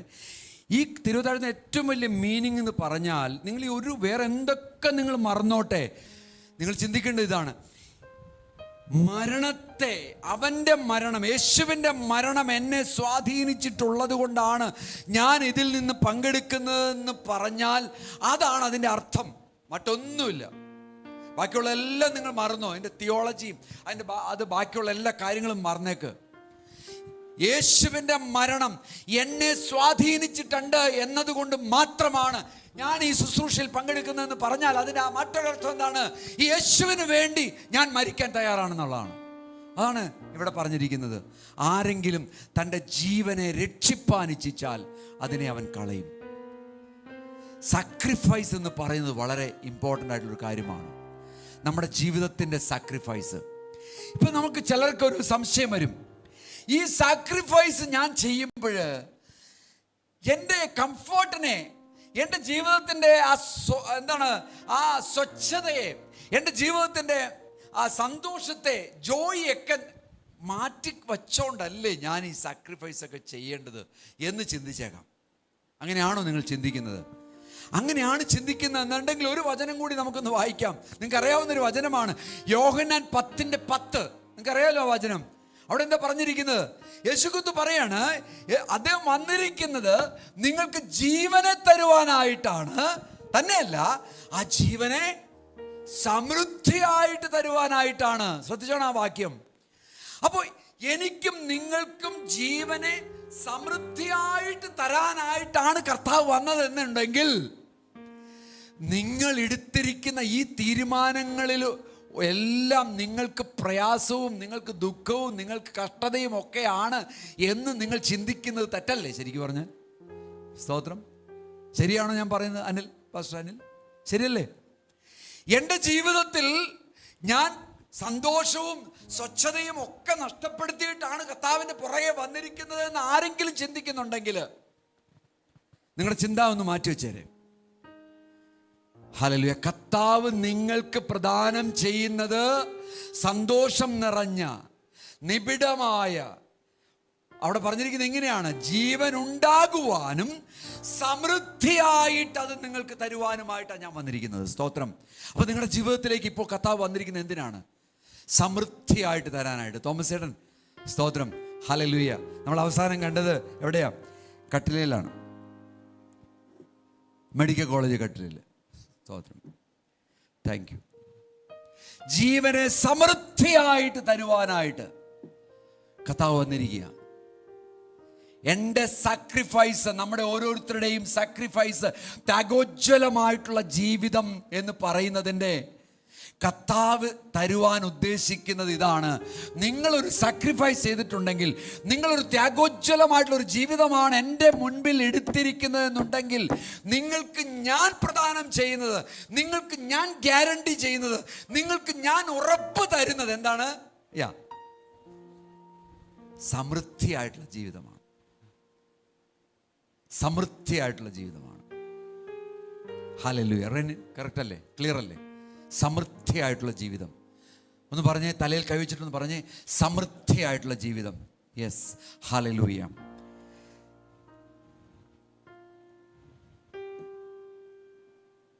ഈ സമൃദ്ധിയായിട്ടുള്ള ജീവിതത്തിലേക്ക് ആണ് നമ്മളൊരു തീരുമാനം എന്ന് എടുക്കുന്നത്. ആ തീരുമാനത്തിൽ ഉറച്ചു നിൽക്കാനായിട്ടുള്ളതാണ് ഇന്ന് നമ്മൾ, ഹല്ലേലൂയ, ഇന്നിവിടെ നമ്മൾ കടന്നു വന്നിരിക്കുന്നത്. 3 കാര്യങ്ങളാണ് ഞാൻ എൻ്റെ പ്രസംഗത്തിൻ്റെ മെയിൻ കണ്ടന്റ് അവിടെ നിർത്തുകയാണ്. 3 കാര്യങ്ങൾ ധ്യാനിക്കണം നമ്മുടെ ജീവിതത്തിൽ. ഒന്നാമത്തെ കാര്യം ഞാൻ പറയട്ടെ. ഒന്നാമത്തെ കാര്യം, എൻ്റെ ജീവിതത്തെ സാക്രിഫൈസ് ചെയ്യുന്നതിൽ, ത്യാഗോജ്വലമായിട്ട് കർത്താവിന് കൊടുക്കുന്നതിൽ ഞാൻ എന്ത് തീരുമാനമാണ് ഇന്നെടുക്കുന്നത്? എവിടെയെങ്കിലും എനിക്ക് പ്രയാസമുണ്ടോ? എവിടെയെങ്കിലും എനിക്ക് തടസ്സമുണ്ടോ? എവിടെയെങ്കിലും എനിക്ക് ഒബ്ജക്ഷനുണ്ടോ? എവിടെയെങ്കിലും എനിക്ക് ഒരു കാര്യത്തിലേക്ക് പോകുന്നതിൽ എന്നെ എവിടെയാണ് എനിക്ക് ബുദ്ധിമുട്ടുണ്ടാക്കുന്നത്?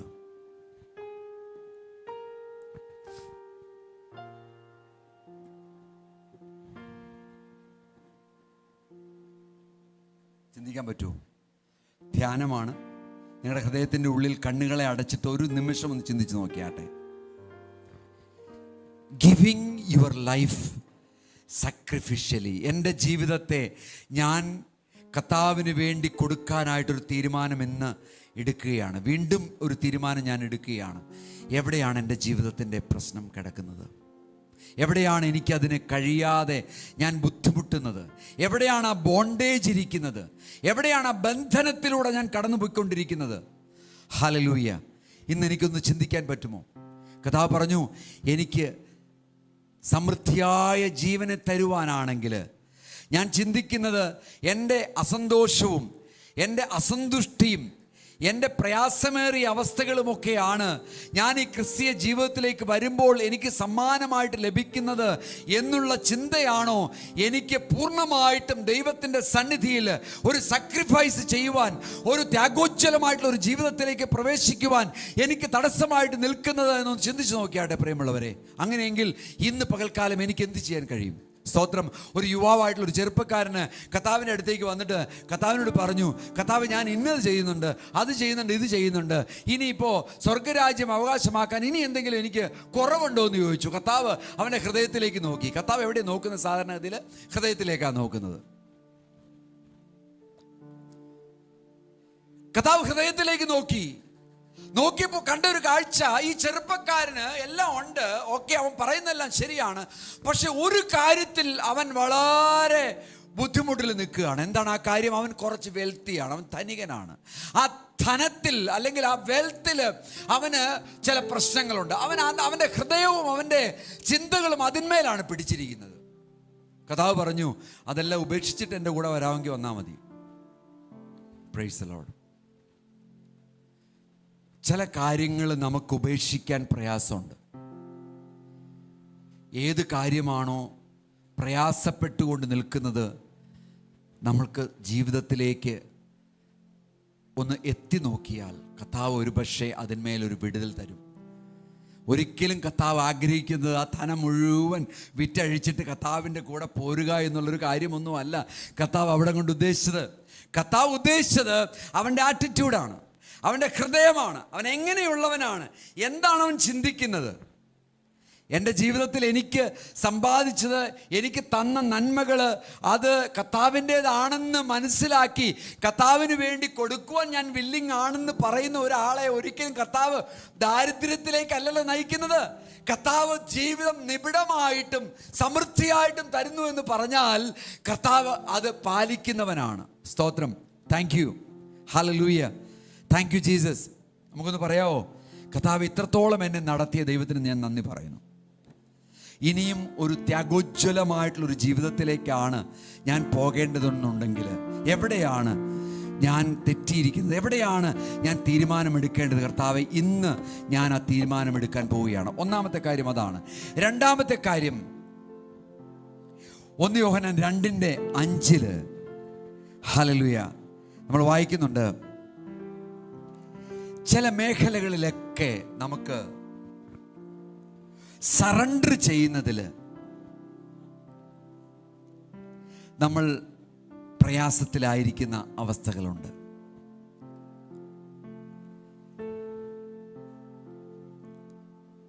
യോഹന്നാൻ 2:5 നമ്മൾ വായിക്കുന്നത് ഇങ്ങനെയാണ്, എന്നാൽ ആരെങ്കിലും അവൻ്റെ വചനം പ്രമാണിക്കുന്നുവെങ്കിൽ അവനിൽ ദൈവസ്നേഹം വാസ്തവമായി തികഞ്ഞിരിക്കുന്നു. നാം അവനിൽ ഇരിക്കുന്നു എന്ന് ഇതിനാൽ നമുക്ക് അറിയാം. 6-ാമത്തെ വാക്യം, അവനിൽ വസിക്കുന്നു എന്ന് പറയുന്നവൻ അവൻ നടന്നതുപോലെ നടക്കേണ്ടതാകുന്നു. രണ്ടാമത്തെ കാര്യത്തിലേക്ക് നമുക്ക് കടക്കാൻ പോവുകയാണ്. ഒന്നാമത്തെ കാര്യം നമ്മൾ കണ്ടു, ചില വിഷയങ്ങൾ എൻ്റെ ജീവിതത്തിൽ ഇപ്പോഴും ഞാൻ സ്റ്റിക്ക് ഓൺ ചെയ്തിട്ടുണ്ട്. ചില കാര്യങ്ങൾ ദൈവത്തിന് ഞാൻ പൂർണ്ണമായിട്ടും വിട്ടുകൊടുക്കാതിരിക്കുന്ന മേഖലകൾ എൻ്റെ ജീവിതത്തിലുണ്ട്. അത് നിങ്ങൾ കണ്ടെത്തുക. രണ്ടാമത്തെ കാര്യം, അവനിൽ വസിക്കുന്നു എന്ന് പറയുന്നവൻ അവൻ നടന്നതുപോലെ നടക്കണം എന്ന് പറഞ്ഞാൽ, അതിന് മുമ്പുള്ള വാക്യവും കൂടി ചേർത്ത് വെച്ച് വായിച്ചാൽ, എൻ്റെയും നിങ്ങളുടെയും ജീവിതത്തിൽ നിങ്ങൾ എത്രത്തോളം സമയം ഈ കർത്താവുമായിട്ടുള്ള ബന്ധത്തിലായിരിക്കുന്നു എന്നുള്ളത് നിങ്ങളുടെ സാക്രിഫിഷ്യൽ, നിങ്ങളുടെ ത്യാഗോജ്വലമായിട്ടുള്ള ജീവിതത്തിൻ്റെ രണ്ടാമത്തെ പ്രധാനപ്പെട്ട വിഷയമാണ്. എല്ലാം ഉണ്ട്, എല്ലാ കാര്യങ്ങളിലും ഞാൻ പങ്കെടുക്കുന്നുണ്ട്. ഫാസ്റ്റിംഗ് ഉണ്ടോ? ഞാനുണ്ട്. പ്രാർത്ഥനയിലുണ്ടോ? ഞാനുണ്ട്. പക്ഷേ ദൈവത്തിന് ആവശ്യം നിങ്ങളുടെ സമയം കർത്താവുമായിട്ടുള്ള ബന്ധത്തിലാകുക എന്നുള്ളതാണ്. കർത്താവിൽ നിങ്ങൾ വസിക്കുന്ന അനുഭവത്തിലേക്ക് പോകുന്നതിൽ കർത്താവിന് നിങ്ങൾ കൊടുക്കുന്ന സമയത്തിൻ്റെ സൂക്ഷ്മതയെക്കുറിച്ച് കർത്താവ് ആലോചിക്കുകയാണ്. ഇപ്പോൾ നിങ്ങൾ എത്രത്തോളം സമയം കർത്താവിന് വേണ്ടി കൊടുക്കുന്നുണ്ട്? കർത്താവിന് വേണ്ടി എത്രത്തോളം സമയം നിങ്ങൾക്ക് ഇരിക്കാനും പഠിക്കാനും അവനെ മനസ്സിലാക്കാനും നിങ്ങൾ ശ്രമിക്കുന്നുണ്ട്? നിങ്ങളുടെ ജീവിതത്തിൽ എന്ത് സാക്രിഫൈസ് ആണ് അതിനു വേണ്ടി എടുത്തിരിക്കുന്നത്? എന്ത് ത്യാഗമാണ് അതിനു വേണ്ടി നിങ്ങൾ എടുത്തിരിക്കുന്നത്? Praise God, hallelujah.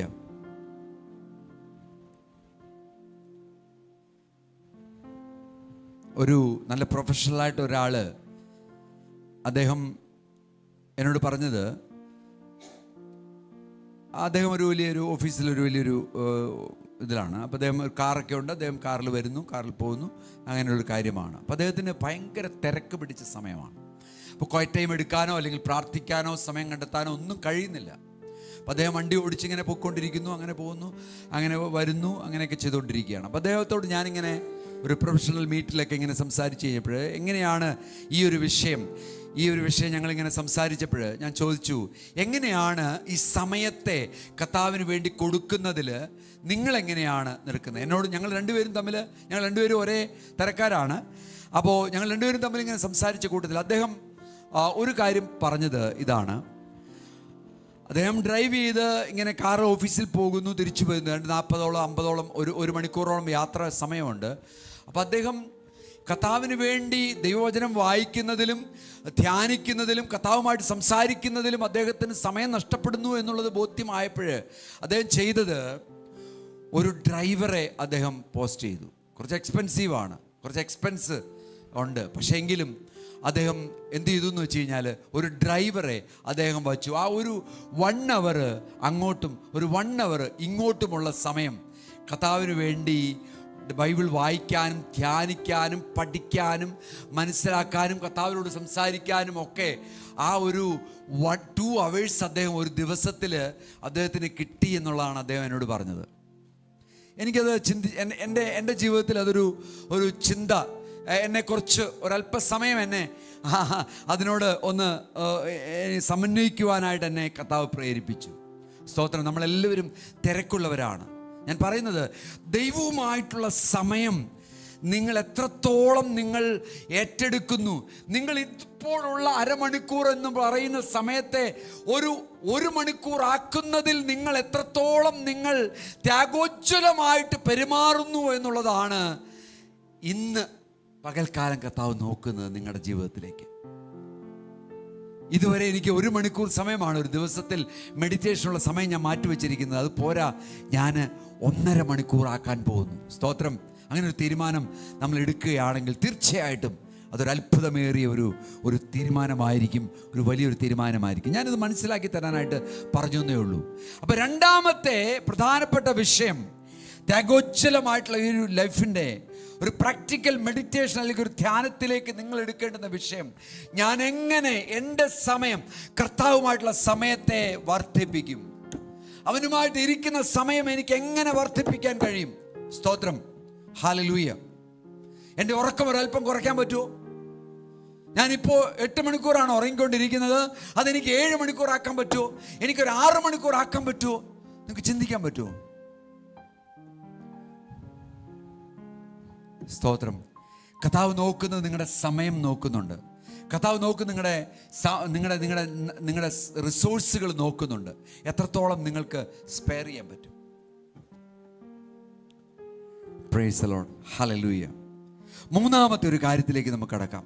മൂന്നാമത്തെ ഒരു കാര്യം നിങ്ങളുടെ ചോയ്സാണ്, നിങ്ങളുടെ തെരഞ്ഞെടുപ്പാണ്. ഇത് ഞാൻ പലപ്പോഴായിട്ട് പറഞ്ഞിട്ടുണ്ട്. എൻ്റെയും നിങ്ങളുടെയും ജീവിതത്തിൽ നിങ്ങൾ എടുക്കുന്ന ഒരു തെരഞ്ഞെടുപ്പുണ്ട്. ആ തെരഞ്ഞെടുപ്പ് വളരെ പ്രാധാന്യമുള്ള ഒരു തെരഞ്ഞെടുപ്പാണ്. ഫിലിപ്പിയർക്കെഴുതിയ ലേഖനം 3:10 വായിക്കുമ്പോൾ അപ്പോസ്തലനായ പൗലോസ് തെരഞ്ഞെടുത്ത അദ്ദേഹത്തിൻ്റെ ലൈഫ് സ്റ്റൈലിനെ കുറിച്ച് അവിടെ പറയുന്നുണ്ട്. ജീവിത രീതിയെക്കുറിച്ച്. ഞാൻ ഈ ഒരു ഭാഗത്തോടു കൂടി ഇവിടെ നിർത്തുകയാണ്. നിങ്ങൾ വളരെ ശ്രദ്ധയോടു കൂടി ഇരിക്കുക. 3 കാര്യങ്ങൾ ഞാൻ പറഞ്ഞു. പ്രാക്ടിക്കലായിട്ടുള്ള ധ്യാനത്തിലേക്ക് നിങ്ങൾ കടന്നു പോകേണ്ടുന്ന 3 കാര്യങ്ങൾ. അതിൽ മൂന്നാമത്തെ കാര്യം വളരെ ഇമ്പോർട്ടൻ്റ് ആണ്. ഇത് നിങ്ങളുടെ ചോയ്സാണ്, നിങ്ങളുടെ തീരുമാനമാണ്, നിങ്ങളുടെ തെരഞ്ഞെടുപ്പാണ്. എന്താണ് അവിടെ പറഞ്ഞിരിക്കുന്നത്? അപ്പോസ്തലനായ പൗലോസ് പറയാണ്, എൻ്റെ ജീവിതത്തെ എബ്രായനാണ് ഞാൻ. എൻ്റെ ലൈഫിൽ ഒരുപാട് എക്സ്പീരിയൻസ് എനിക്കുണ്ട്. 3-ാം സ്വർഗം വരെ ഞാൻ എടുക്കപ്പെട്ടിട്ടുണ്ട്. 7 കപ്പൽ ഛേദങ്ങളിൽ എന്നെ വിടുവിച്ചിട്ടുണ്ട് കർത്താവ്. ഞാൻ പ്രാർത്ഥിക്കുമ്പോൾ അനേകർ സൗഖ്യമാകുന്നുണ്ട്. എനിക്ക് ഒരുപാട് മിനിസ്ട്രി ഉണ്ട്, എനിക്ക് ഒരുപാട് ശുശ്രൂഷകളുണ്ട്, എനിക്ക് ഒരുപാട് അനുഭവങ്ങളുണ്ട്.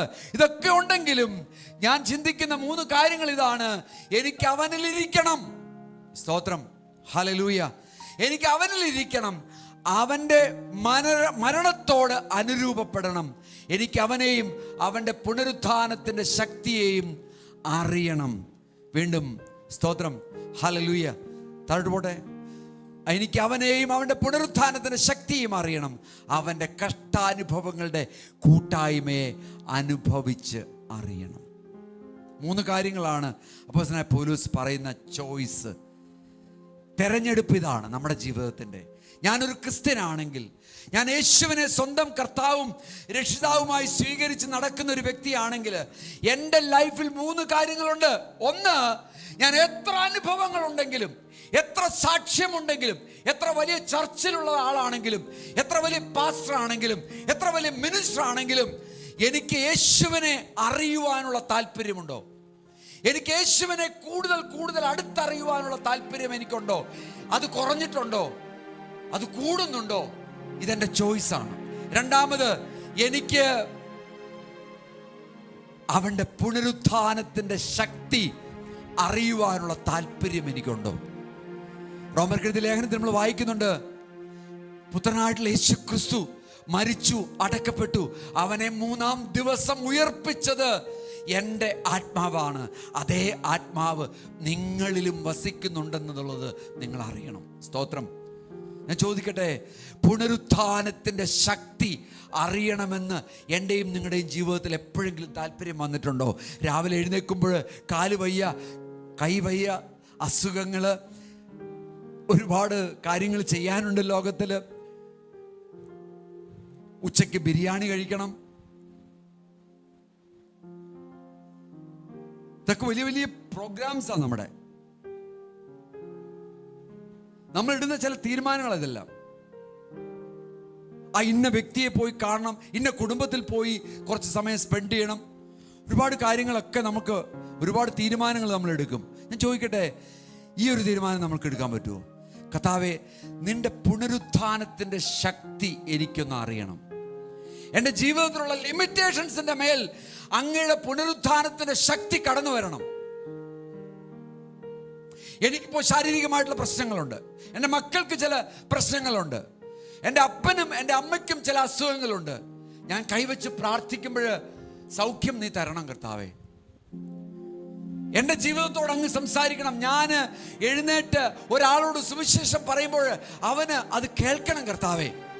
പുനരുത്ഥാനത്തിൻ്റെ ശക്തി അവന് ജീവനെ കൊടുക്കണം കർത്താവേ. നമ്മൾ പ്രാർത്ഥിക്കാറുണ്ടോ? ചോയ്സാണത്, തെരഞ്ഞെടുപ്പാണത് നമ്മുടെ ക്രിസ്തീയ ജീവിതത്തിൻ്റെ. 3-ാമത്തെ കാര്യം ഞാൻ പറയുമ്പോൾ നിങ്ങൾ സങ്കടപ്പെടരുത്, വളരെ ഇമ്പോർട്ടൻ്റ് ആണ്. എനിക്ക് അവൻ്റെ കഷ്ടാനുഭവങ്ങളുടെ കൂട്ടായ്മ അനുഭവിക്കണം. ആരെങ്കിലും ഈ തെരഞ്ഞെടുപ്പ് എടുക്കുമോ? ആരെങ്കിലും എടുക്കുമോ? ജോമനുള്ള സത്യം പറഞ്ഞു. നടക്കില്ല പാസ്റ്ററെ. പക്ഷെ ചോയ്സാണത്, തെരഞ്ഞെടുപ്പാണ്, വിട്ടു നിൽക്കാൻ പറ്റില്ല. കഷ്ടാനുഭവങ്ങളുടെ കൂട്ടായ്മ. ജീവിതത്തിൽ ഞാനും നിങ്ങളും എടുത്ത തെരഞ്ഞെടുപ്പെന്ന് പറയുന്നത് വളരെ വലുതാണ്, അല്ലേ റെനി? വളരെ വലുതാണ്. കർത്താവിനെ പിൻപറ്റാനെടുത്ത തീരുമാനം വളരെ വലുതാണ്, അല്ലേ പാസ്റ്റർ രാജീവ്? അല്ലേ? ഛത്തീസ്ഗഡിൽ സുവിശേഷ വേല ചെയ്യാനായിട്ട് തിരഞ്ഞെടുക്കുന്നത് ബുദ്ധിമുട്ടല്ലേ? സ്തോത്രം, ഹല്ലേലൂയ. ഇവിടെ നിങ്ങൾ കടന്നു വന്നിരിക്കുമ്പോൾ നിങ്ങൾ എടുത്തിരിക്കുന്ന ഓരോരുത്തരുടെയും തിരഞ്ഞെടുപ്പ് വളരെ വലുതാണ്. ഞാൻ നിങ്ങളെ ആരെയും കൊച്ചാക്കിയല്ല പറയുന്നത്, വലുതാക്കിയാണ് പറയുന്നത്. നിങ്ങൾ എടുത്തിരിക്കുന്ന തീരുമാനങ്ങൾ വളരെ വലുതാണ്. ജാക്കോബ ബാക്ക്ഗ്രൗണ്ട്, കത്തോലിക്ക ബാക്ക്ഗ്രൗണ്ട്, ഹിന്ദു ബാക്ക്ഗ്രൗണ്ട്, അല്ലേ ജിനോ? വളരെ വലിയ തെരഞ്ഞെടുപ്പാണ് നിങ്ങൾ എടുത്തിരിക്കുന്ന തെരഞ്ഞെടുപ്പ്. പക്ഷേ അവിടെ അതിൻ്റെ അർത്ഥതലങ്ങളിലേക്ക് നമ്മൾ എത്തിച്ചേരണം. കഷ്ടാനുഭവങ്ങളുടെ കൂട്ടായ്മ ഉണ്ട്. ഈ കഷ്ടം നമ്മൾ അനുഭവിക്കാനായിട്ട് വരുമ്പോഴാണ് നമ്മൾ ആ തെരഞ്ഞെടുപ്പിനെ കുറിച്ച് നമ്മൾക്കൊരല്പം ബുദ്ധിമുട്ട് നമ്മൾ പറയുന്നത്. യെസ് ലോർഡ്, ഇത് വേണ്ടായിരുന്നു, അല്ലേ? ഹല്ലേലൂയ. ക്രൂശിൽ കർത്താവ് വേദന സഹിച്ച് വളരെ പ്രയാസപ്പെട്ടപ്പോൾ ഒരു നിമിഷം അവൻ മനുഷ്യൻ്റെ ആ ഒരു അവസ്ഥയിലേക്ക് അവൻ കടന്നു പോയിട്ട് അവൻ പറയുന്നുണ്ട്, കഴിയുമെങ്കിൽ ഈ പാനപാത്രം എന്നിൽ നിന്ന് നീക്കാൻ പറ്റുമോ? ഇത് നമുക്ക് ദൃഷ്ടാന്തത്തിനായിട്ടാണ് തന്നിരിക്കുന്നത് പ്രിയമുള്ളവരെ. ഈ വാക്യങ്ങളൊക്കെ എഴുതി വച്ചത് ദൈവം നമുക്ക് ദൃഷ്ടാന്തത്തിനായിട്ട് തന്നിരിക്കുന്ന വാക്യങ്ങളാണ്. യേശുക്രിസ്തു ഇത് പറഞ്ഞത് എൻ്റെയും നിങ്ങളുടെയും ജീവിതത്തിൽ ഇത് വരാനുള്ള സാധ്യത ഉള്ളത് കൊണ്ടാണ്. ഒരു പ്രയാസം നേരിടുമ്പോൾ, ഒരു കഷ്ടത മുൻപിൽ കടന്നു വന്നിരിക്കുമ്പോൾ ഞാനും പറഞ്ഞു പോവും, കർത്താവ് എന്തിനാണ് ഞാൻ ഈ സുവിശേഷത്തിനായിട്ടും ഈ കർത്താവിനെ ഏറ്റെടുത്ത് ഇങ്ങനെ മുന്നോട്ട് ഇറങ്ങി തിരിച്ചത്? ഈ ദാരിദ്ര്യം അനുഭവിക്കാനായിട്ടാണോ? ഈ കഷ്ടത അനുഭവിക്കാനായിട്ടാണോ? ഈ പ്രയാസം അനുഭവിക്കാനായിട്ടാണോ? ഞാനും ഇങ്ങനെ ആലോചിച്ച് പോകുന്ന നിമിഷങ്ങളുണ്ട്. ചിലപ്പോൾ നമ്മൾ ഓരോരുത്തരും അങ്ങനെയുള്ള നിമിഷങ്ങൾ നമ്മുടെ ജീവിതത്തിലുണ്ട്. പക്ഷെ ഇതൊരു ചോയ്സാണ് പ്രിയമുള്ളവരെ. This is a choice. ശിഷ്യത്വത്തിൻ്റെ ചോയ്സാണിത്, ക്രിസ്തീയതയുടെ ചോയ്സാണിത്, തെരഞ്ഞെടുപ്പാണ് എൻ്റെയും നിങ്ങളുടെയും. പറ്റുമോ നിങ്ങൾക്കിത് പറ്റുമോ? പറ്റുമെങ്കിൽ മാത്രം ഈ ശുശ്രൂഷയിൽ നമുക്ക് മുന്നോട്ട് പോകാം, അല്ലെങ്കിൽ ഇവിടെ വെച്ച് നിർത്താം നമുക്ക്.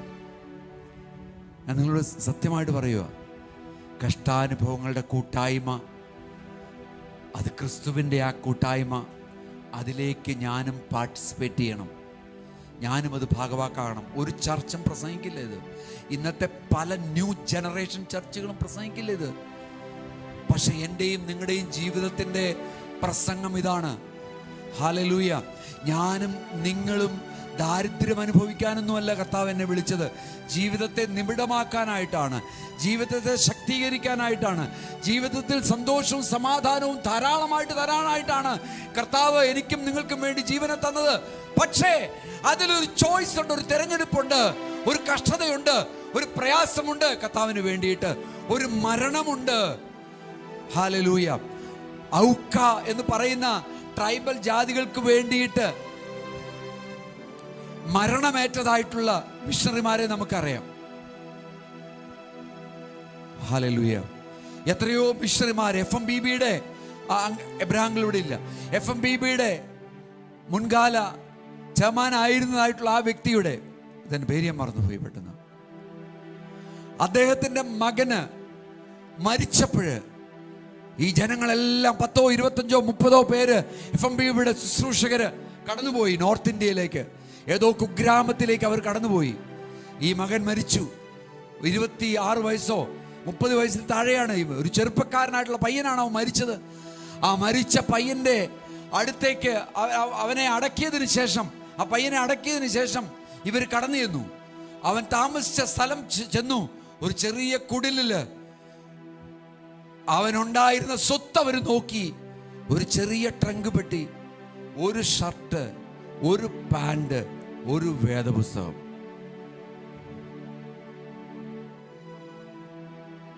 അവർ കണ്ട കാഴ്ച അതാണ്.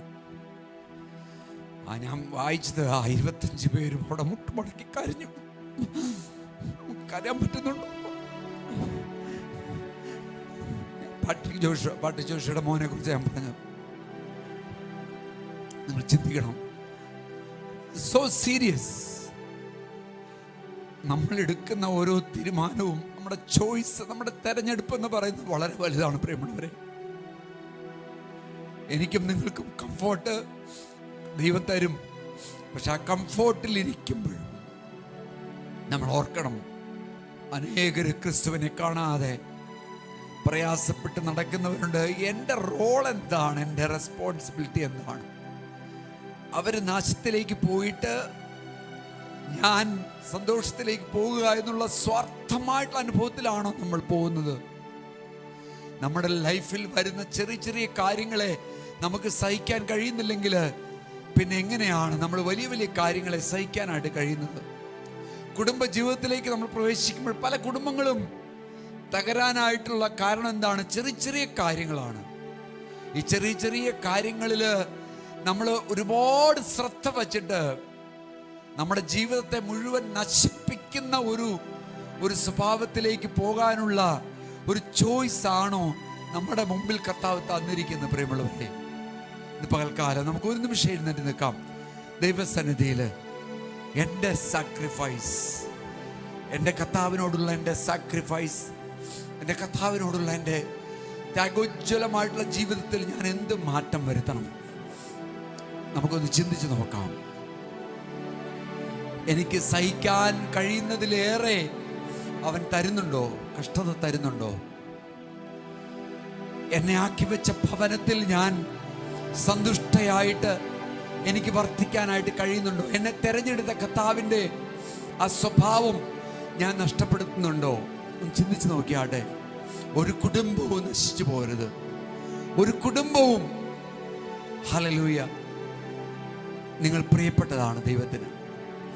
ഒരു വ്യക്തിയും നഷ്ടപ്പെട്ടു പോകരുത്. കർത്താവിനോട് ചേർന്ന് നിൽക്കണം.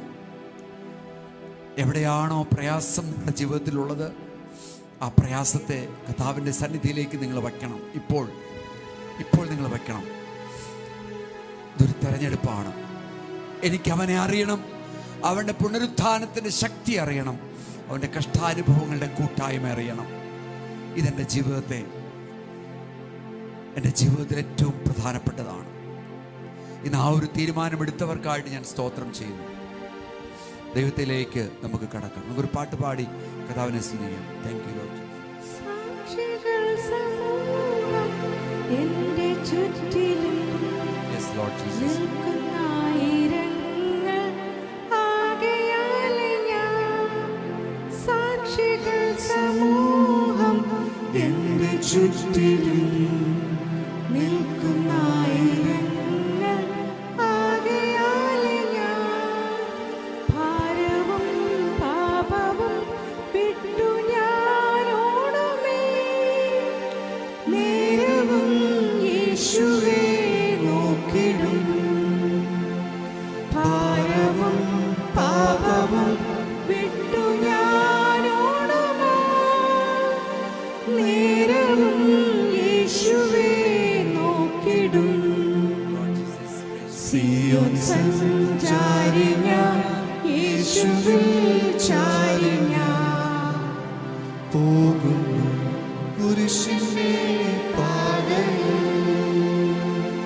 സിയോൻ സഞ്ചാരി ഞാൻ, യേശുവിൽ ചാരി ഞാൻ പോകുന്നു കുരിശിന്റെ പാതയിൽ.